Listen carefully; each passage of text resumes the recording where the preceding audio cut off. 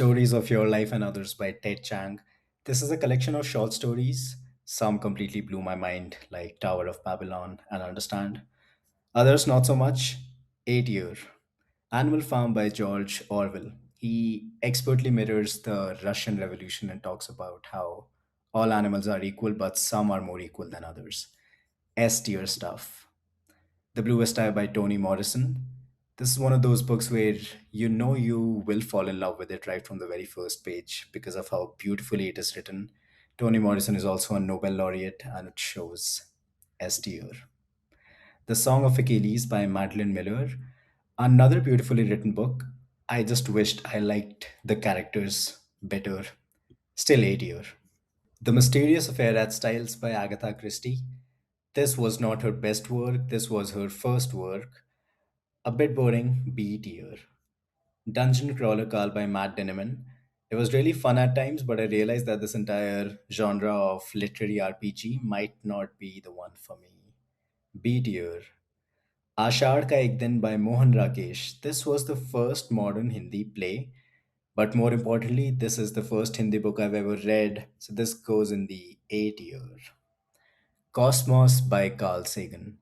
I remember one of the reviews for this book said that if Carl Saganism was a religion, they'd want to be a part of it. And I think I agree. Wonderful book, S tier. The Emperor's Soul by Brandon Sanderson. A short, enjoyable read, no complaints. S tier. Ubik by Philip K. Dick. This one was so absurd and so exciting. I feel like my definition of a good book is when a lot of things happen in it and lots happen in Ubik. Also, my favorite book of the year. This is S tier. Then we have Endymion and the Rise of Endymion by Dan Simmons, the last two books of the Hyperion Cantos. Not as good as the first two books, but still it continues the theme of grand world building and intricate sci fi concepts. A tier. A Game of Thrones and A Clash of Kings by George R. Martin. I had always wanted to read the books. S tier, no surprises here. How to Train Your Mind by Chris Bailey. He talks about mindfulness and meditation, and this book got me meditating for like a month straight. So that is something. I will have to reread it though. 8 year. The Hard Things About Hard Things. Yeah, no, not really relevant for me, but interesting stories nonetheless. B tier. Now we have the last three books of the Harry Potter series by J.K. Rowling. In the middle of the year, I had a strong urge to read something comforting. And what is more comforting than Harry Potter? We start off with The Order of Phoenix at 8 year, then Half Blood Prince, S tier, and my favorite book of the series, The Deathly Hallows, also S tier. Man's Search for Meaning by Viktor E. Frankl. The first part was absolutely incredible.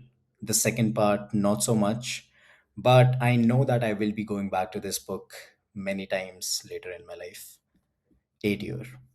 Small Things Like These by Claire Keegan. Exquisite writing and a good story. 8 year. The Left Hand of Darkness by Ursula K. Le Guin. How cool does that sound? This takes the award for the best title of all books here. You'll also find this in many top 10 sci fi books of all time lists. Might not make my cut though. 8 year. We Are Legion by Dennis E. Taylor. A fresh take on science fiction. It was engaging for the most part. 8 year.